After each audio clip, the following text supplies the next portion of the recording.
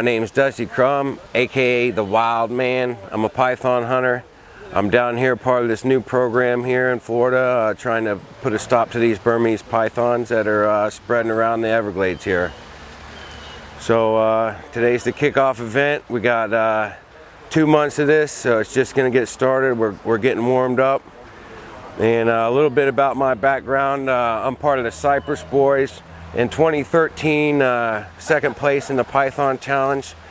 2016, last year, we got first place with the big snake tube, was 15 over 15 footer. And we actually had a total of 33 snakes we turned in the less than a month period, or a month's time. So I feel confident coming into this competition and see what I can do. I know it's going to be real tough right now.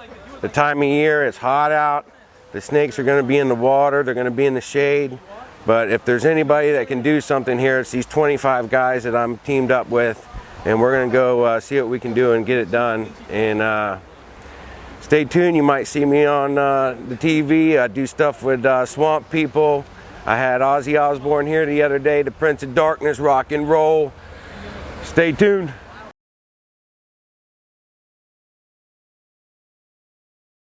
No, actually my day job is I play with flowers. I'm an orchid man, and I've got a shop called Orchid Envy. It's in downtown Venice.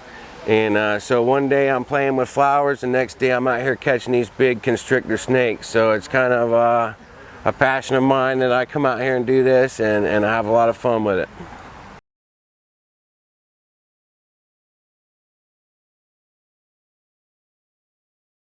I have a lot of confidence in this new program by the management district, and what they have done is they've got the top 25 best professional python hunters that they could find, and a lot of these guys, I've seen them in the field, I've competed against them, and I know how tough some of them are. So if there's anything that's going to be effective here to try to stop these at this time, it's going to be these 25 men.